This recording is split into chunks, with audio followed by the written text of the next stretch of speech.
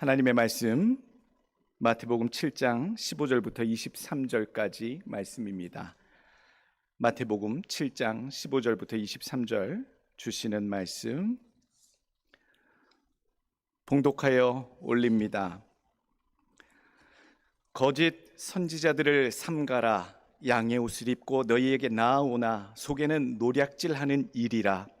그들의 열매로 그들을 알지니 가시나무에서 포도를 또는 엉겅퀴에서 무화과를 따겠느냐. 이와 같이 좋은 나무마다 아름다운 열매를 맺고 못된 나무가 나쁜 열매를 맺나니 좋은 나무가 나쁜 열매를 맺을 수 없고 못된 나무가 아름다운 열매를 맺을 수 없느니라. 아름다운 열매를 맺지 아니하는 나무마다 찍혀 불에 던져지느니라. 이러므로 그들의 열매로 그들을 알리라.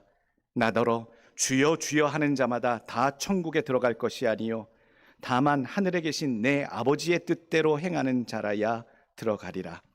그날에 많은 사람이 나더러 이르되 주여 주여 우리가 주의 이름으로 선지자 노릇하며 주의 이름으로 귀신을 쫓아내며 주의 이름으로 많은 권능을 행하지 아니하였느니까 하리니 그때에 내가 그들에게 밝히 말하되 내가 너희를 도무지 알지 못하니 불법을 행하는 자들아 내게서 떠나가라 하리라. 아멘. 주시는 말씀 제목입니다. 아버지 뜻대로 행하는 일꾼들. 오늘 제목입니다. 오늘 재직 임명 주일이거든요. 특별히 일꾼들을 앞에 서서 실무를 담당해야 할, 교회 일들을 앞장서서 담당해야 할 그런 재직들, 일꾼들을 세우는 임명주일. 아버지 주시는 말씀이 어떤 말씀이 있을까요? 고민하고 찾고 성경을 보다가 오늘 이 말씀에 하나님께서 교훈을 주셨어요.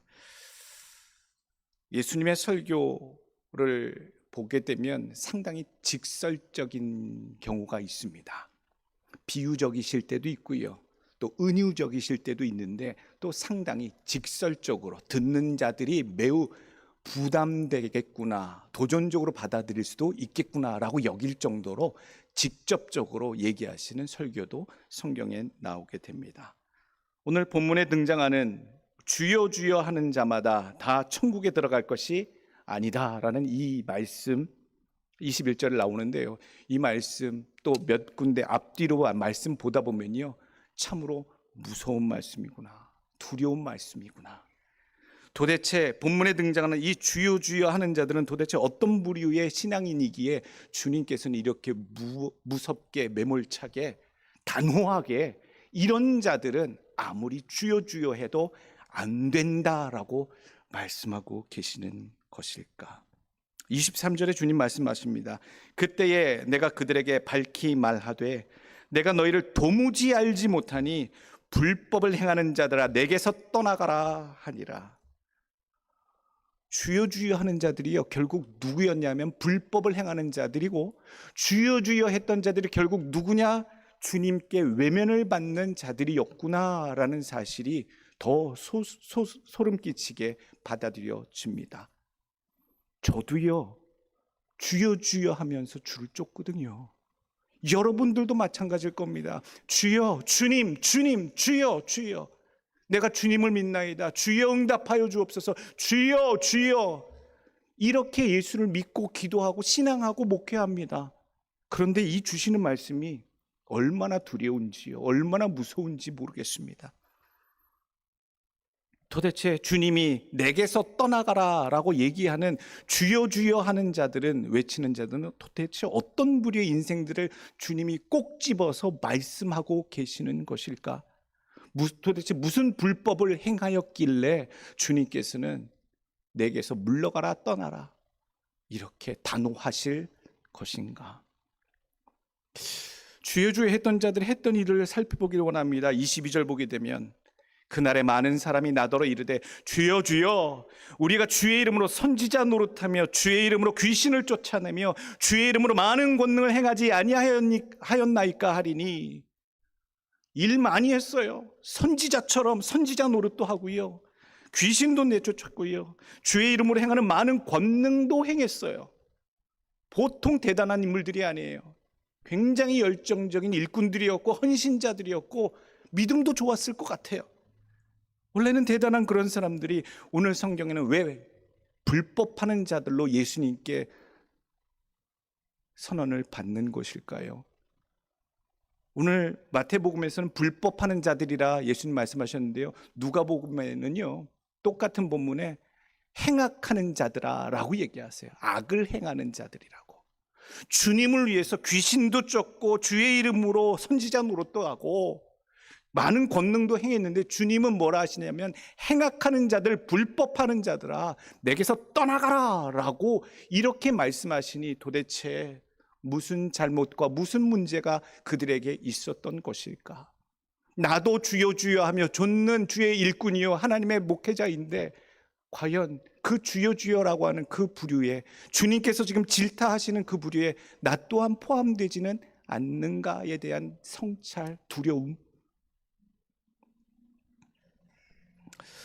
주여 주여 했던 이분들은요 주님께는 충성된 종들이 아니었어요. 주님은 그렇게 보지 않으셨어요.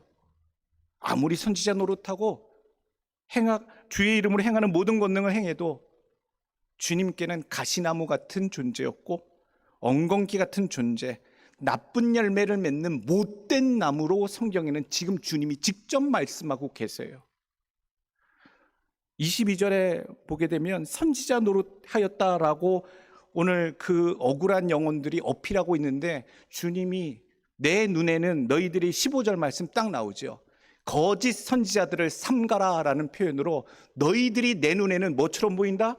거짓 선지자들처럼 쇼한다라고 주님은 여기고 계시는구나. 은혜적인 표현을 벌써 15절에 보여주고 계시고 있어요. 굉장히 심각합니다. 나는 또한 같은 부류로 여겨지는 것은 아닌가? 주여 주여 같은 주님을 향한 부르짖음을 하며 살아가는 우리들에게, 일꾼들에게 주시는 오늘 교훈이 무엇일까?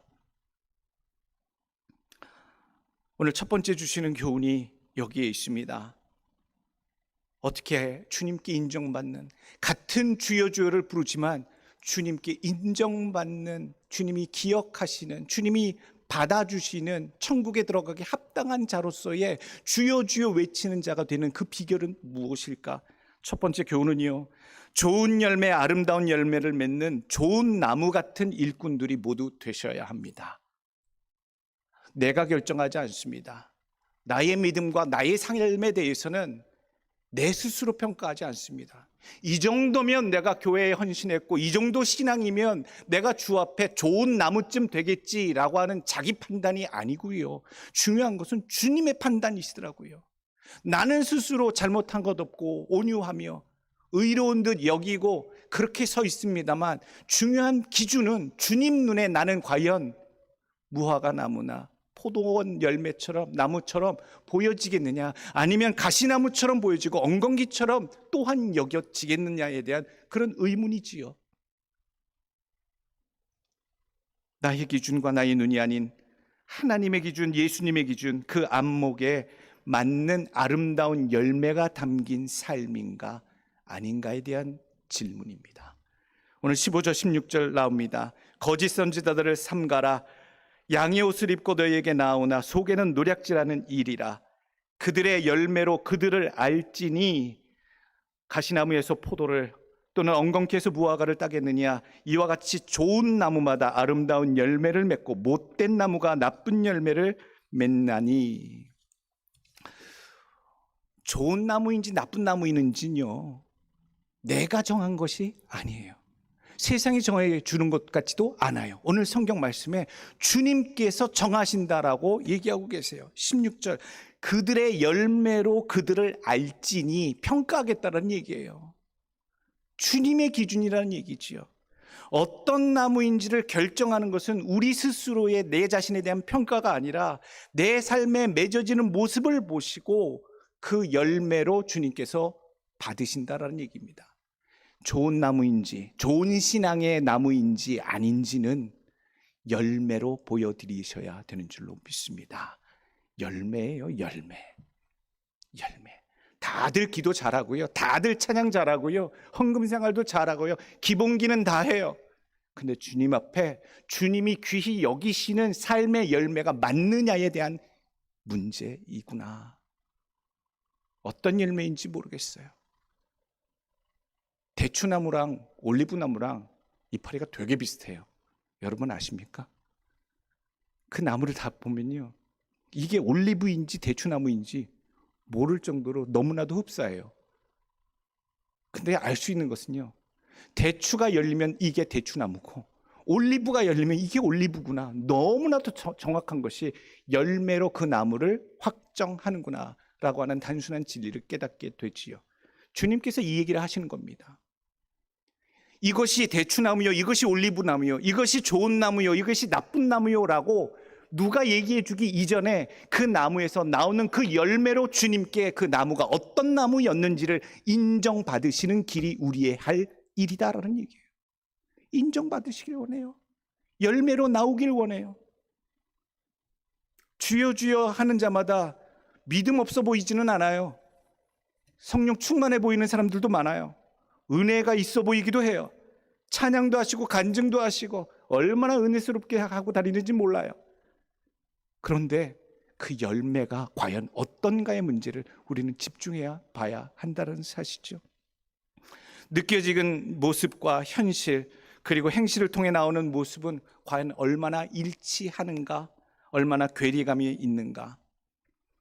어렵지 않더라고요. 사실 그렇게 생각해 보면 저 사람이 믿는다 하면서도 껍데기인지 아닌지 진짜 백인지 아닌지는 예수 오래 믿어보니까 여러분 눈에도 그게 확연히 드러나지 않습니까? 중고등부 다닐 때, 학교 다닐 때, 교회 다닐 때 우리는 우리 주변에 있는 사람들을 잘 이름 부르지 않았어요. 가까이 있는 친구들끼리 항상 별명을 불렀죠. 선생님들도 다 별명이 있었고 교회 선생님들도, 교회 집사님들도 다 별명들이 있었어요. 뭐 특징에 따라 어쩌면 어떤 외모 비하나 뭐 표현이 그럴 수도 있겠습니다만 키가 크면 꺽다리였고 키가 작으면 난쟁이였고, 저는 별명이 왕눈이었어요. 눈이 크니 맨날 왕눈이라고 놀려대고, 신체적인 특징이나 외모의 특징 이런 것들로, 또 얼굴이 하얀 애들은 백설기라고 불렀고요. 좀 까무잡잡 탱잉한 것 같으면 깜씨라고 불렀고, 외모적인 특징으로 그렇게 별명을 불렀던 것 같아요. 그냥 잘 이름 안 불렀어요. 그런데 어떤 분들은 짠돌이, 짠순이 이런 별명 불리는 사람들도 있었어요. 외모적인 특징이 아닌데 그 사람의 캐릭터, 그 사람의 습성, 성향 이런 것들이 별명에 담기는 사람들도 있더라고요. 닉네임이라고 보여지기도 하지요. 그 사람을 보여주는 단 한마디의 표현, 캐릭터라이즈드 된 이름, 그 사람을 나타내는 그 이름. 교회에 별명이 있었어요. 싸움닭이 있었고요. 투덜리우스가 있었어요. 지금도 생각나요. 중등부, 고등부 예배당이 지하 1층에 있었는데 그 1층에는 식당이 있었어요. 2시 1부 예배 끝나고 밥 먹고 점심 먹고 2시쯤이면 중고등부 예배가 시작되고 행사가 시작되는데, 가끔 그런 일은 없어야겠습니다만 가끔 붙어있는 주방에서 큰 소리가 나요. 싸움 나요. 옛날이나 지금이나 주방에서 싸움 나는 건 일인가 봐요. 근데 한 친구가 갔다 와서 그래요. 싸움닭이야. 누군지 알아요. 싸움닭이 누군지. 근데 오늘은 고추장 많이 먹고 왔나 봐. 엄청나라고 얘기해요. 한참 웃어요, 우리는요. 누군지 알고. 고추장을 먹은 싸움닭이라는 표현이 어떤 표현인지 아십니까? 전투력이. 옛날에 닭싸움을 시킬 때 그 닭의 힘을, 능력을 키우려고요, 고추장을 얼마나 먹이는지 몰라요. 그래서 열받게 하고 화나게 해서 싸움을 붙인다고 그래서, 그 친구들이 무슨 교회에서 구경 났다고 부엌에서 말다툼이 있는 걸 보고 고추장 먹은 싸움닭이 오늘 붙었어 라고 얘기를 하더라고요. 맨날 그랬어요. 근데 그분이 권사님이었어요. 투덜리우스는 장로님이셨어요. 지금 생각해보면요, 우리는 장난스럽게 그 철없던 중고등부 시절에 그렇게 어른들의 이름을 다 알지도 못하면서 별명처럼 불렀었는데, 지금 생각해 보니까요, 그분들의 삶의 핵심이더라고요. 싸움닭, 투덜리우스, 분쟁이 있는 삶, 늘 분쟁을 달고 다니는 삶이었고 늘 불평이 담겨있는 불만스러운 그런 장로님의 삶이었구나. 안디옥에서는 그리스도를 믿는 사람들을 그리스도인이라고 얘기했지요. 크리스찬이라고 얘기했어요. 특징되어지는 거예요. 점잖고 신뢰할 만하며 옳은 삶을 살아가는 좀 독특한 사람들의 이름, 그 무리를 그리스도인이라 불렀지요.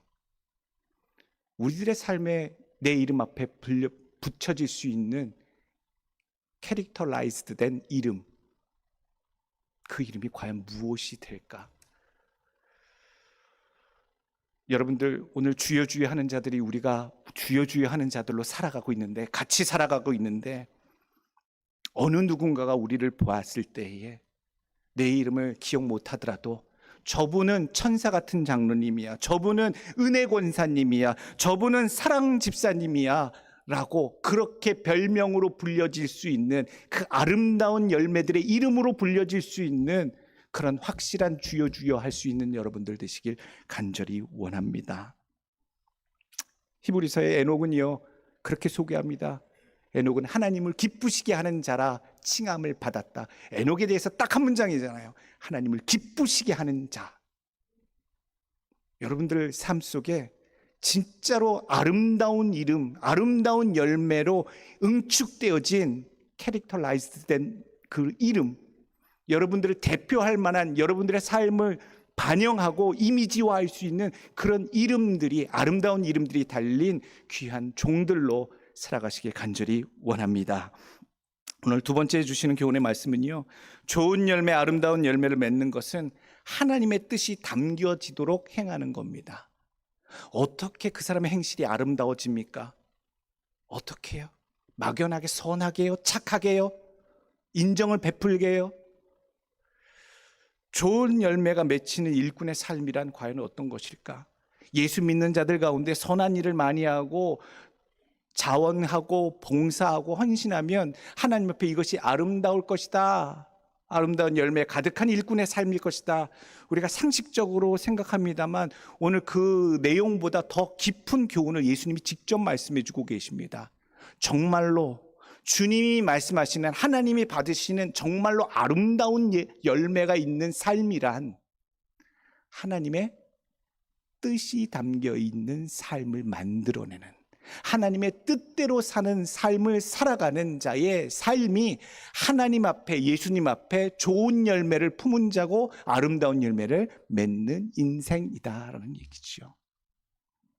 21절 말씀입니다. 나더러 주여 주여 하는 자마다 다 천국에 들어갈 것이 아니요 다만 하늘에 계신 내 아버지 뜻대로 행하는 자라야 들어가리라. 천국에 어떻게 들어가요? 착하게, 선하게, 거룩하게. 다른 말로 많이 우리가 알고 배웠습니다. 표현할 수 있습니다만 오늘 예수님 꼭 집어주시잖아요. 내 아버지 뜻대로 하는 자라야 들어간다라고 얘기하고 계세요. 그리고 그렇게 하는 자가 어떤 나무가 된다고요? 아름다운 열매를 맺는 나무, 좋은 나무이다 라고 오늘 연결시켜 말씀하고 계세요. 내 아버지의 뜻대로 하나님의 행사가 내 삶 속에 담겨지셔야 그것이 아름다운 열매가 담긴 삶이 된다. 하나님의 뜻이 담기지 않은 것은요, 내가 생각하기에 좋아 보여도 의미 있는 일인 것 같아도 하나님이 뜻하시지 않고, 하나님이 함께 하시지 않고, 하나님이 원하시지 않는 일들은 세상에서 괜찮다고, 그 정도면 좋다고, 내 생각에 양심에 거리낌이 없다라고 얘기하는 모든 것들조차도 주님 앞에서는 하나님 뜻이 담기지 않았기에 불법, 행악이라고 평가될 수밖에 없구나. 오늘 철저하게 이 기준을 여러분들 기억하시기를 원합니다. 베드로가 참 예수님한테 엄청난 비판을 받았지요. 마태복음 16장 22절, 베드로가 예수를 붙들고 항변하여 이르되 주여 그리마옵소서, 이 일이 결코 죽기에 미치지 아니하리이다. 예수께서 돌이키시며 베드로에게 이르시되 사탄아 내 뒤로 물러가라. 너는 나를 넘어지게 하는 자로다. 네가 하나님의 일을 생각하지 아니하고 도리어 사람의 일을 생각하는도다 하시고, 믿음의 고백을 그렇게 멋지게 했던 베드로에게 예수님이 한마디 하세요. 수제자한테 다른 제자들 다 있는 데서 사탄아 물러가라, 내 뒤로 물러가라. 와, 이렇게 주님이 선포하시고 혼내시는 이유는 하나님의 일을 생각하지 아니하고 뭘 생각해요? 사람의 일을 생각하고 이야기하고 반응하기에 믿음의 사람이 하나님의 뜻을 찾지 않고 뜻대로 하지 않고 자기 기준과 평가에 의해서 예수님께 반응하고 대답할 때에 예수님은 얘기하세요. 그렇게 얘기하지 말아라. 다 이르시는 게 아니라 사탄아라고 얘기하세요. 무섭잖아요. 오늘 우리가 하나님을 위해서 주여 주여 하면서 열심히 봉사하고 헌신하며 살아가요. 정말로 주님께 무엇인가 먼저 말씀드린 교훈대로 어떻게든 아름다운 열매를 맺혀드릴까? 그 열매를 맺혀드리는 것으로 나는 하나님께 아름다운 나무, 아름다운 하나님이 인정하시는 좋은 나무인 것을 증명해내려고 내 삶에 아름다운 열매가 맺히도록 그렇게 살고 싶어요.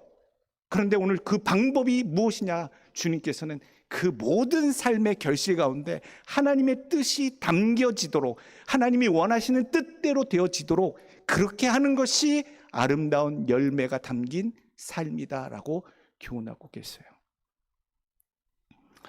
누가복음 22장 42절 보시면 예수님 자체도, 성자 예수님도 성부 되신 하나님의 모든 구원하심의 계획을 위해서 이루기 위해서 이 땅의 대표로 구원자로 오신 예수님께서 마음대로 행하지 않으시고요, 성부 되신 하나님의 뜻이 철저하게 섭리대로 계획하신 대로 이루어지도록 철저하게 그 모든 로드맵에 맞춰 순종하며 나가고 계세요. 이르시되 아버지여, 만일 아버지 뜻이 어거든 이 잔을 내게서 옮기시옵소서. 그러나 내 원대로 마옵시고 아버지 원대로 되기를 원하나이다 하시니, 자기 상황이 아주 위급한 급박한 상황에, 목숨이 경각에 달린 상황에 이르렀음에도 불구하고 예수님은 그 결코 원칙을 꺾지 않으시지요. 내 뜻대로 되기를 원하지 않습니다. 그래도 하나님 원대로 되기를, 아버지 원대로 되기를 원하나이다. 요한복음 5장 30절, 내가 아무것도 스스로 할 수 없노라. 듣는 대로 심판하노니 나는 나의 뜻대로 하려 하지 않고 나를 보내신 이의 뜻대로 하려 함으로 내 심판은 의로우니라. 예수님도요, 예수님 마음대로 안 하신다는 거예요. 나를 보내신 아버지의 뜻대로, 하나님의 뜻대로 그렇게 이루려 한다라고 그렇게 말씀하세요. 마가복음 3장 35절, 누구든지 하나님의 뜻대로 행하는 자가 내 형제요 내 자매요 어머니이라. 교회 오면 자기 뜻대로 예수 믿으려고 주장하고 부딪히는 분들이 너무 많아요. 서로 하나님의 뜻, 하나님의 원하시는 계획, 그것은 없어요. 그냥 내가 불편하면 안 되고, 내가 편하면 되고, 내가 원하면 이루어져야 되고, 받아줘야 되고, 그래서 교회가 아파요. 고통이 있어요. 부딪힘이 있어요. 하나님의 뜻이 담겨진 삶, 하나님 뜻대로 살기로 했네. 부흥회 가면 늘 부르던 복음성가예요. 주님 뜻대로 살기로 했네. 주님 뜻대로 살기로 했네. 주님 뜻대로 살기로 했네. 뒤돌아서지 않겠네. 부흥회 가서 은혜 받고 깨지고 나면 자주 부르던 복음성가. 다들 다 같이 불러요. 다 같이 한 팀인 양 손 들고 불러요. 꼭 손 들고 불러요. 이렇게. 부흥회에 있던 모든 사람들이 왜 그렇게 감동하며 공감하며 흐느끼어 울면서 이 찬양에 움직일까? 그냥 시골 아주 오래된 복음송과 같은 그런 노래인데도 불구하고 이 노래에 왜 감동하고 공감하고 오열하는가? 대부분 부흥회 오거나 또 기도원 들어와서 이런 찬양을 부를 때는 자기 뜻대로 살다가 깨지고 온 인생들이 대부분이기에 하나님 뜻대로, 주님 뜻대로 살겠네라고 하는 이 찬송가, 복음송가를 부를 때에 공감하기 때문에 이렇게 힘껏 눈물을 줄줄 흘리면서 부르는구나. 내 뜻대로 살면서 예수 믿었다고 얘기들 하지 마시길 원합니다. 내 고집대로 살면서 무슨 주님 뜻대로 살았다고 얘기를 하시는 건지, 어느 순간에도 주님이 내 뜻을 관찰하고 내 소원을 이루기 위해서 주님은 나를 서포트하고 후원하고 응답을 하시는 분이지, 내 뜻을 이루기 위해서 나는 비나이다 했나이다. 혹시 이렇게 주여 주여 찾으셨던 분들은 오늘 생각을 완전히 바꾸시고 회개하셔야 될 줄로 믿습니다. 내 뜻대로 살면서 예수를 위한다고 할 수는 없다라는 얘기지요. 오늘 마음속에 주님 뜻대로 내 삶에 담겨지시길, 주님 원하시는 일들이 내 삶에 담겨지시길, 그래서 하나님이 뜻하신 삶이 있고 하나님이 원하시는 방법대로 뜻하신 대로의 삶의 모습들이 있을 때에 주님이 받으시는 그 아름다운 열매, 주님이 확인하시고 받아주시길, 인정받으시는 여러분들 되시길 간절히 원합니다. 세 번째 주시는 교훈의 말씀은요, 좋은 열매, 아름다운 열매를 맺도록 항상 하나님의 뜻을 찾고 분별하십시오. 내 뜻을 찾고 집착하기 때문에 하나님 뜻은 안중에도 없고 구하지도 않아요. 그래서 아름다운 삶이 못 돼요. 오늘 내 삶에 무슨 일을 만나도, 이런 일, 좋은 일, 나쁜 일, 악한 일, 어떠한 일을 만나도 이 일 가운데 하나님이 뜻하신 것이 무엇이길래 이런 사람을 만나게 하시고 이런 일들을 경험하게 하시는가? 하나님의 뜻을 알아야 그대로 행할 수 있지 않겠습니까? 이 상황 속에서 하나님 무엇을 원하시지요? 정작 구해야 할 우리의 기도는, 하나님 이 상황 속에서 나 좀 살려주세요, 해결해 주세요가 아니라, 하나님 무엇을 하기를 원하시나이까? 하나님 어떻게 하기를 원하시나이까?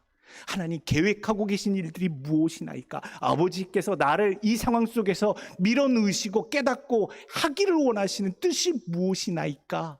여러분, 이게 올바른 기도예요. 지혜로운 기도지요.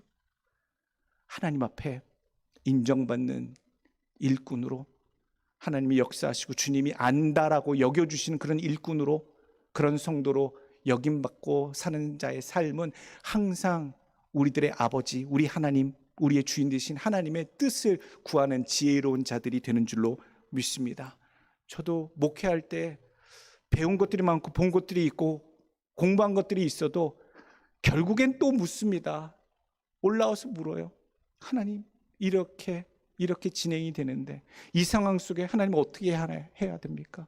이게 보통 상식적으로 해야 할 일이고, 보통 다들 이렇게 합니다만, 하나님 이렇게 하는 것이 정말 하나님 원하시는 일이고 기뻐하시는 일이고 교회의 유익이 되고 하나님 모두 하나님 앞에 은혜가 있게 되는 일이 됩니까? 아니면 그 누군가를 위한, 어떤 개인을 위한, 사람을 위한 그런 일이 됩니까? 매번 물어요. 크고 작은 일들마다. 잘 아는 것도 꼭 물어봐요. 뻔한 것도 물어봐요. 왜요? 왜 그렇게 하신 줄 아십니까? 나의 목회가 되지 않기 위해서, 하나님이 간섭하시고 하나님이 인도하셨다고 하는 그런 분명한 목회가 되기 위해서 내가 매번 하나님께 물어봐요. 여쭤봐요. 부르짖어요. 여러분들의 삶도 그렇게 부르짖으시길 원해요. 오늘 이런 사람을 만났고 내가 이런 일을 만났는데 도대체 이 상황에서 내가 무엇을 해야 될지, 법적 조치할까요? 아니면 실력을 보여줄까요? 어떤 액션을 취할까요? 이런저런 세상의 방법들이 많이 있사온데, 먼저 하나님의 사람들, 아름다운 열매가 그 뜻이 담겨질 사람들은 하나님의 뜻이 무엇인지 뜻을 구하시는 여러분들 되시길 간절히 원합니다. 어렵지 않습니다. 성경에 다 매뉴얼이 나와 있어요. 어떻게 구하라? 어떤 뜻인지를 확인하라. 로마서 12장 2절 말씀, 너희는 이 세대를 본받지 말고 오직 마음을 새롭게 함으로 변화를 받아 하나님의 선하시고 기뻐하시고 온전하신 뜻이 무엇인지 분별하도록 하라. 세 가지 원칙이에요. 하나님이 보시기에 하나님의 선하심이 있는가? 그리고 하나님이 이걸 보고 기뻐하시겠는가? 하나님 앞에 이것이 온전한 일인가? 세 가지 카테고리로 모든 상황을 살피고 스캔하고 결정하라는 얘기지요.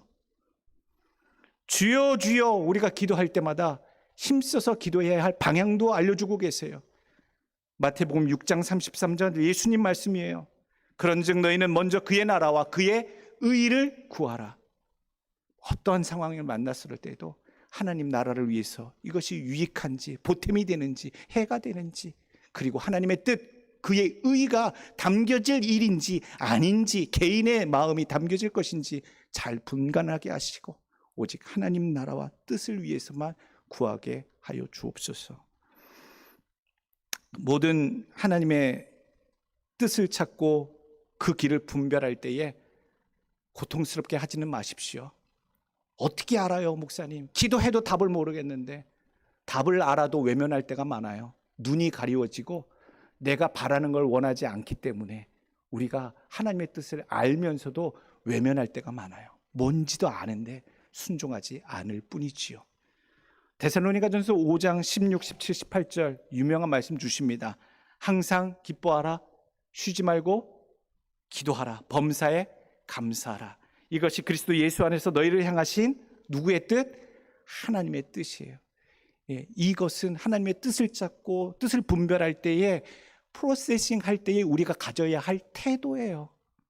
어떤 일에 대해서 감사하는 마음으로, 어떤 일에 대해서 항상 기뻐하는 마음으로, 그리고 항상 기도하는 마음으로, 쉬지 않고 기도하는 마음으로 이 모든 일들을 하나님의 내 삶의 뜻이 담겨지도록, 하나님 뜻대로 진행되도록, 그리해서 내 삶을 보실 때에 너는 내 뜻이 아름답게 많이 담긴 주여 주여 찾는 참된 종들이구나, 일꾼들이구나 인정받는 좋은 나무 같구나 라고 인정받는 여러분들 모두가 되시길 간절히 축원합니다.